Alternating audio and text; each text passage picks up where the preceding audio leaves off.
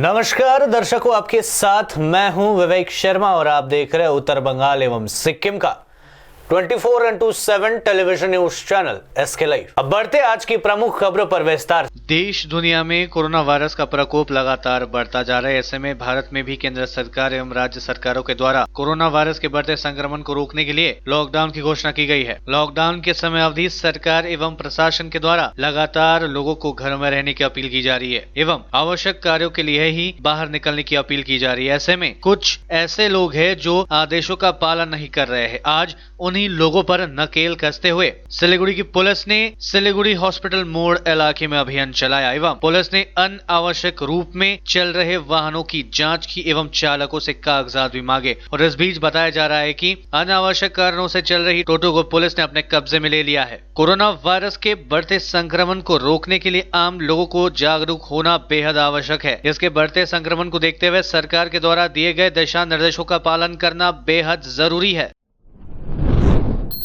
दुनिया में अब तक 32.19 लाख लोग हुए कोरोना से संक्रमित। 2.28 लाख लोगों की हो चुकी है मौतें। संक्रमण से 10 लाख मरीज हो चुके हैं ठीक। दुनिया में कोरोना वायरस से अब तक 32,19,424 लोग संक्रमित हैं। 2,28,194 की मौत हो चुकी है। अमेरिका में सबसे ज्यादा 10,64,194 संक्रमित मामले हैं, जिसमें 1,47,411 ठीक हो चुके हैं। वहीं नेशनल इंस्टीट्यूट ऑफ हेल्थ की शुरुआती जांच में रेमडेसिविर ड्रग के ट्रायल का पॉजिटिव रिजल्ट आया है। इससे प्लाजिबो दवाई दिए जाने वाले मरीजों की तुलना में 31% ज्यादा मरीज ठीक हुए हैं।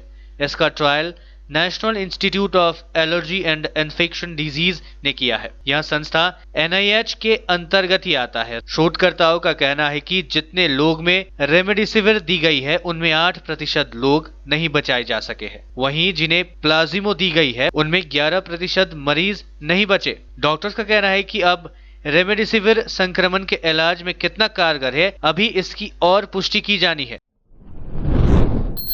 पश्चिम बंगाल में कोरोना के 33 नए मामले सामने। कुल संक्रमितों की संख्या पहुंची 725। बंगाल में पिछले 24 घंटे में कोरोना के फिर 33 नए मामले सामने आए हैं। इसके बाद राज्य में कोरोना के एक्टिव मामलों की संख्या बढ़कर 550 हो गई है। राज्य के मुख्य सचिव राजीव सेना ने यह जानकारी दी। दूसरी ओर केंद्रीय स्वास्थ्य मंत्रालय के आंकड़ों के अनुसार बंगाल में अब तक कुल संक्रमितों की संख्या 725 हो गई है। इधर मुख्य सचिव ने बताया कि राज्य में सक्रिय मामलों की संख्या 522 थी। पिछले 24 घंटे में 33 नए मामले सामने आए। इस बीच 5 और मरीजों को अस्पताल से छुट्टी दे दी गई है। इसके बाद कोरोना के सक्रिय मामलों की संख्या 550 हो गई है। हालांकि पिछले घंटों में कोरोना से किसी की मौत नहीं हुई है और मृतकों का आंकड़ा 22 ही है। मुख्य सचिव ने बताया कि राज्य में अब तक 124 लोग कोरोना से स्वस्थ होकर अपने घर लौट चुके हैं। उन्होंने बताया कि राज्य में कोरोना टेस्ट की रफ्तार भी लगातार बढ़ रही है। पिछले 24 घंटे के दौरान एक दिन में अब तक सर्वाधिक 1397 सैंपल टेस्ट किए गए।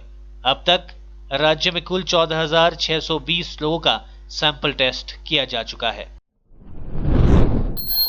कोरोना लॉकडाउन के बीच मुख्यमंत्री ममता बनर्जी ने किया ऐलान। सोमवार से ग्रीन जोन में फैक्ट्री, चाय पान की दुकानें खुलेंगी। कोरोना संकट और देशव्यापी बंद के बीच पश्चिम बंगाल की मुख्यमंत्री ममता बनर्जी ने लॉकडाउन में राहत देने की घोषणा की है। ममता बनर्जी ने कहा कि विशेष रूप में राज्य के ग्रीन जोन में छोटी दुकानें, कारखाने और निर्माण गतिविधियां शुरू हो सकती है। ममता बनर्जी ने कहा कि हमने कुछ निर्णय लिए हैं जो सोमवार से लागू हो जाएंगे यदि सब कुछ ठीक रहा तो। मुख्यमंत्री ने कहा कि ऑरेंज और ग्रीन जोन में लॉकडाउन से ढील दी जाएगी, जबकि जो इलाके सील है वहां प्रतिबंध पहले की तरह रहेगा। एक प्रेस कॉन्फ्रेंस को संबोधित करते हुए पश्चिम बंगाल के मुख्यमंत्री ममता बनर्जी ने कहा कि हम कोरोना लॉकडाउन पर केंद्र से स्पष्ट निर्देश चाहते हैं। मैं सभी से अनुरोध करती हूँ कि कृपया लोग घरों के अंदर रहे। उन्होंने कहा कि हमारे विशेषज्ञों का मानना है कि कोरोना वायरस प्रतिबंध मई के अंत तक जारी रहने चाहिए।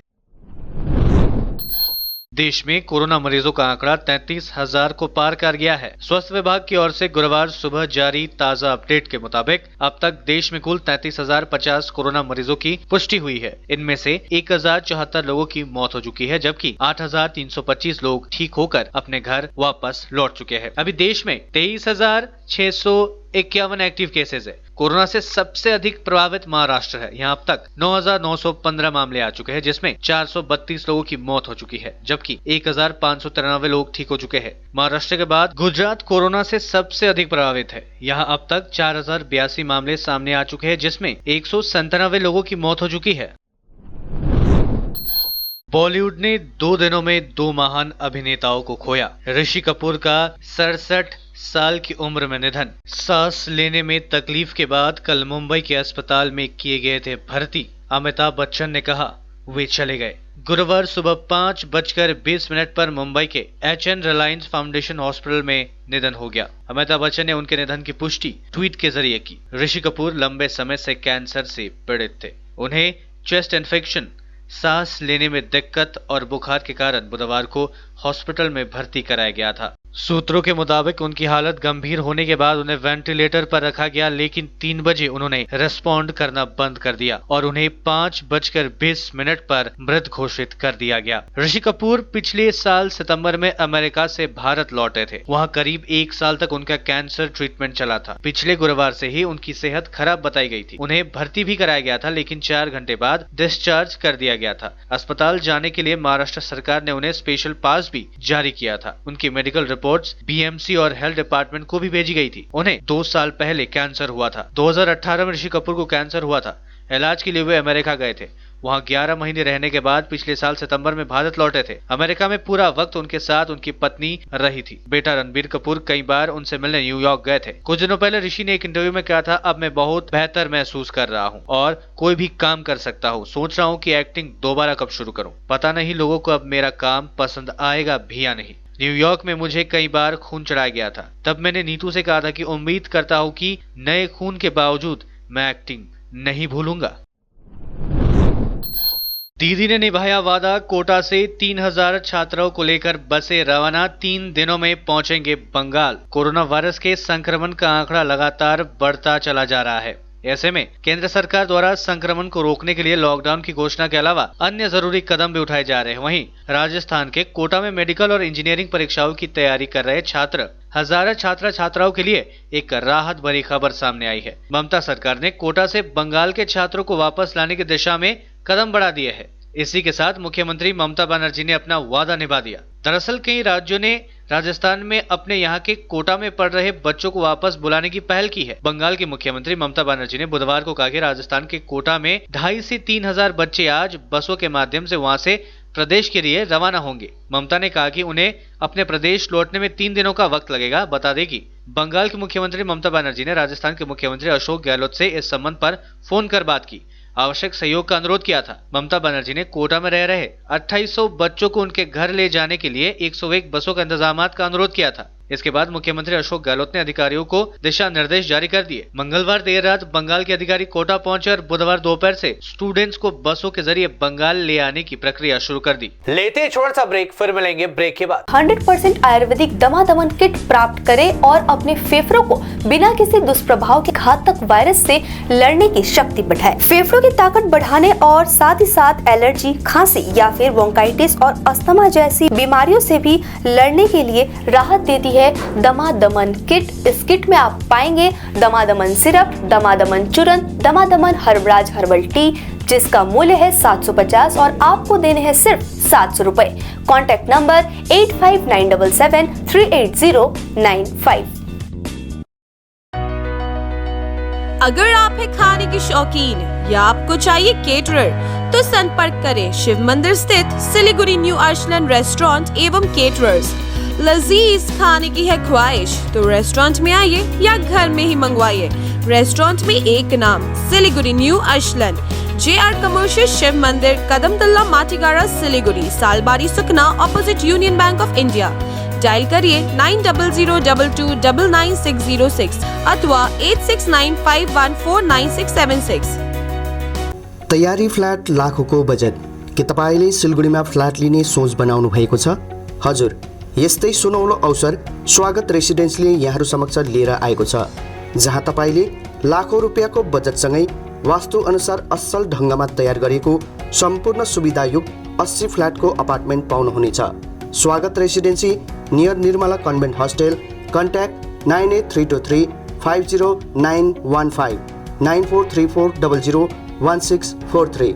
ब्रेक के बाद आपका फिर से स्वागत है। बढ़ते हैं खबरों की तरफ। मालदा में आरोपी को पकड़ने गई पुलिस पर हमला, 4 पुलिसकर्मी घायल। हालत काबू करने पुलिस ने दागे आंसू गैस के गोले, पुलिस गाड़ी में तोड़फोड़, 4 गिरफ्तार। पश्चिम बंगाल के मालदा जिले के नामजद आरोपियों को पकड़ने गई पुलिस पर हमला किए जाने का सनसनीखेज मामला सामने आया है। इस घटना में 4 पुलिसकर्मी घायल हो गए हैं। इतना ही नहीं, बदमाशों ने पुलिस की गाड़ी में जमकर तोड़फोड़ भी की। पुलिस को लक्ष्य कर बमबाजी की घटना भी सामने आई है। हालत पर काबू पाने के लिए पुलिस को आंसू गैस के गोले दागने पड़े। मालदा जिले के चांचल थाने के ओलिंग ग्राम पंचायत के कोनुआ इलाके मंगलवार देर रात इस घटना के बाद इलाके में भारी तनाव देखा जा रहा है। दूसरी ओर हमले में घायल 4 पुलिसकर्मियों को कल रात ही इलाज के लिए चांचल सुपर स्पेशलिटी अस्पताल में भर्ती कराया गया। पुलिस पर हमला, पुलिस गाड़ी में तोड़फोड़, सरकारी काम में बाधा देने के आरोप में इलाके के संबंधित ग्राम पंचायत प्रधान के पति अंसार अली समेत 4 लोगों को पुलिस ने गिरफ्तार किया है। चांचल महकमा थाने की पुलिस ने बताया कि घटना से जुड़े अन्य आरोपियों की तलाश जारी है। इसके साथ ही पुलिस पूरी घटना की जांच शुरू कर दी है। কালকে আমরা পেশেন্ট নিয়ে এসেছিলাম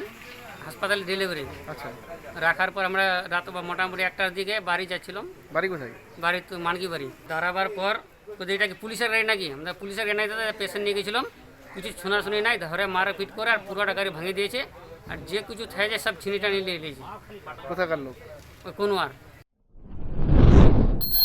देश में 128 जिले रेड जोन में, 297 ऑरेंज और 307 जिले हैं ग्रीन जोन में। केंद्रीय स्वास्थ्य और परिवार कल्याण मंत्री डॉक्टर हर्षवर्धन ने दी जानकारी। केंद्रीय मंत्री ने भारत में कोविड-19 के संक्रमण के फैलाव की स्थिति का जिक्र करते हुए बताया कि देश में 307 जिले ग्रीन जोन में है, 297 ऑरेंज जोन में और 128 रेड जोन में। यह अत्यंत गतिशील संख्या है और रोज इसमें परिवर्तन आता है। डॉक्टर हर्षवर्धन ने कोविड-19 की वर्तमान स्थिति और सर्वेलेंस की समीक्षा करते हुए यह जानकारी दी। उन्होंने कोविड-19 का संक्रमण रोकने और अधिक से अधिक जिलों को ग्रीन जोन लाने की जरूरत पर बल दिया। उन्होंने जिलों के रेड जोन से ऑरेंज और इसके बाद ग्रीन जोन में परिवर्तन की श्रेणीकृत कर उनका आकलन करने का उल्लेख करते हुए कहा कि वास्तव में 76 जिले ऐसे हैं जहां पिछले 7 दिन से कोई नया मामला नहीं आया। 75 जिले ऐसे हैं जहां पिछले 14 दिन से कोई नया मामला नहीं आया। पिछले 21 दिन में 39 जिले में कोई नया मामला नहीं आया और 17 जिले ऐसे हैं जहां पिछले 28 दिन में कोई नया मामला सामने नहीं आया। यह सुधार के संकेत है। मामलों के दोगुने होने की दर के बारे में डॉक्टर हर्षवर्धन ने कहा कि आज पिछले 3 दिनों में मामले दोगुने होने की दर 10.9 दिन रही। पिछले 7 दिनों में 10.2 दिन और पिछले 14 दिनों में 8.7 दिन रही। इससे संकेत मिलता है कि हम दिन प्रतिदिन बेहतर समग्र स्थिति की ओर बढ़ रहे हैं।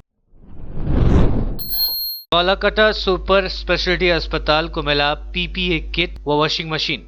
स्थानीय क्लब ने कोरोना की लड़ाई में बढ़ाया मदद का हाथ। कोरोना की जंग में अलीपुरद्वार के फालाकट्टा के क्लब स्वास्थ्य विभाग की मदद को सामने आई है। क्लब की ओर से फालाकट्टा सुपर स्पेशलिटी अस्पताल प्रबंधन को 20 पीपीई किट्स और एक वॉशिंग मशीन प्रदान किया गया। गुरुवार को अस्पताल परिसर में सामाजिक दूरी का पालन करते हुए क्लब के सदस्यों ने अस्पताल सुपर चंदन घोष के हाथों में यह सामग्रियां प्रदान की। संकट की इस घड़ी में क्लब द्वारा अस्पताल को दिए गए सहयोग के प्रति अस्पताल प्रबंधन ने कृतज्ञता जताई है। সিএসসি ক্লাব থেকে আমার সঙ্গে যোগাযোগ করা হয়েছিল একাধিকবারই।